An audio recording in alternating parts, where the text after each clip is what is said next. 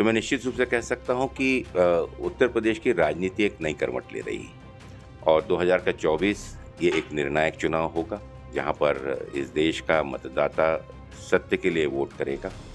तो राहुल जी के नेतृत्व पर, इंडिया गठबंधन के हमारे सभी नेताओं के विश्वास पर इस बार उत्तर प्रदेश की जनता एक बदलाव करने जा रही है। कांग्रेस के यूपी प्रभारी और राष्ट्रीय महासचिव अविनाश पांडे जी हमारे साथ हैं। सर, पश्चिम के दौरे पर हैं आप। क्या कुछ सर रणनीति सेट हो पाई है और आप लगातार सहारनपुर और अन्य जिलों में भी गए हैं? पश्चिम उत्तर प्रदेश के मैं हालांकि सभी 14 लोकसभा क्षेत्रों में मैं जा रहा हूं। कल 6 क्षेत्रों में हमने भेंट की और समन्वय बैठक के साथ साथ जो माहौल मैं वहां के किसानों में, वहां के आमजनों में और विशेष रूप से विभिन्न समाज के लोग जो एकत्रित होकर जिनसे मेरी मुलाकात हुई, तो मैं निश्चित रूप से कह सकता हूं कि उत्तर प्रदेश की राजनीति एक नई करवट ले रही है और निश्चित रूप से पश्चिम उत्तर प्रदेश में ना ही सिर्फ सहारनपुर, जहां तो आप माहौल देख ही रहे हैं, लोगों में जो उत्साह है, सरकार के विरोध में जो आक्रोश है और एक नए सरकार की ओर वो देख रहे हैं, लेकिन सभी अन्य क्षेत्रों में भी आमतौर पे इसी प्रकार का माहौल है और 2024 ये एक निर्णायक चुनाव होगा, जहां पर इस देश का मतदाता सत्य के लिए वोट करेगा, ना ही किसी जुमले के लिए। यहाँ का मतदाता वोट करेगा जिस शपथ पत्रिका के माध्यम से इस समाज के, देश के हर वर्ग को मजबूती के साथ एक सहारा और विश्वास देने का काम जो शपथ पत्र ने किया हुआ है माननीय राहुल गांधी जी के भारत जोड़ो यात्रा के बाद। तो राहुल जी के नेतृत्व पर, इंडिया गठबंधन के हमारे सभी नेताओं के विश्वास पर इस बार उत्तर प्रदेश की जनता एक बदलाव करने जा रही है।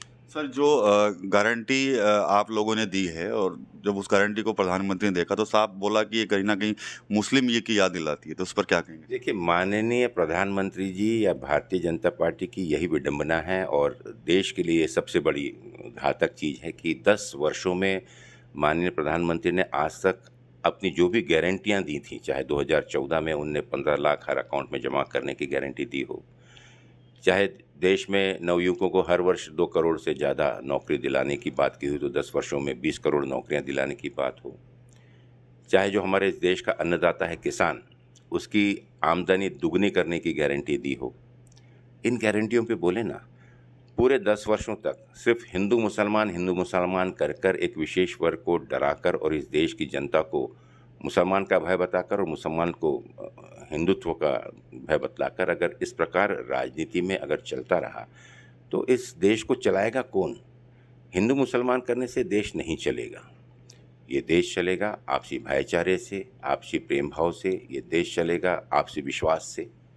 ये देश तभी चलेगा जब हम हर स्तर पर लोगों की भावनाओं को, उनकी तकलीफ़ों को जानते हुए इस देश का जो भविष्य है, इस देश का युवा है, उस युवा को अगर हम कुछ उम्मीदें, कुछ आशाएं और उनको अगर हम कुछ स्थिरता अगर दें तो निश्चित रूप से एक मजबूत देश, मजबूत समाज और मजबूत हमारे देश की अर्थव्यवस्था होगी। प्रधानमंत्री कह रहे हैं कि जल्दी जम्मू कश्मीर को पूर्ण राज्य का दर्जा दिला दिया जाएगा। इसके अलावा उन्होंने ये भी कहा है कि दशकों बाद ऐसा हो रहा है कि बिना डरे चुनाव हो रहे हैं। जम्मू कश्मीर में राज्य दर्जा तो पहले ही था। जिस तरीके से तुगलकी फरमान के तहत उसे यूनियन टेरिटरी घोषित कर दी गई, ये अपने आप में इतिहास में और संविधान में एक बहुत बड़ी प्रश्न चिन्ह है। वहाँ के लोगों की मांग पहले दिन से है कि वहाँ पर राज्य दर्जा दिया जाए और हर 6 महीने में, 8 महीने में दिया जाएगा, इसका आश्वासन माननीय प्रधानमंत्री जी देते रहे। मेरा आग्रह है उनसे कि इस देश के सिरमौर जम्मू कश्मीर, जो कि हमारी सबसे बड़ी एक उपलब्धि है, इस देश की जन्नत मानने वाली चीज़ है और बहुत ही अच्छे लोग वहाँ पर हैं, उनको जल्द से जल्द संविधान के तहत जो अधिकार उनको दिए गए हैं उन्हें वो जल्द से जल्द प्रदान करें और अति शीघ्र वहाँ पर राज्य की घोषणा करें, जो कि पहले से थी उसे यथावत करें। क्षत्रिय समाज आपने देखा होगा पश्चिम में नाराज हो गया, बड़ी बड़ी पंचायतें हो रही हैं, तो क्या कुछ रणनीति है क्षत्रिय समाज को साधने की कांग्रेस की? देखिए, कांग्रेस हमेशा 36 कौम को साथ में लेकर चला है। कांग्रेस ने हर कौम को बराबरी से नापा है, बराबरी से उसका सम्मान किया है और बराबरी से उनको दर्जा देते हुए हिस्सेदारी हमेशा देते आया है और कांग्रेस की यही विशेषता है कि कांग्रेस ने कभी जातीय विशेष की राजनीति नहीं की। जो लोग हमेशा जाति विशेष राजनीति करते हुए इस समाज को बांटकर राज करना चाहते हैं, ये खतरा उनके लिए है।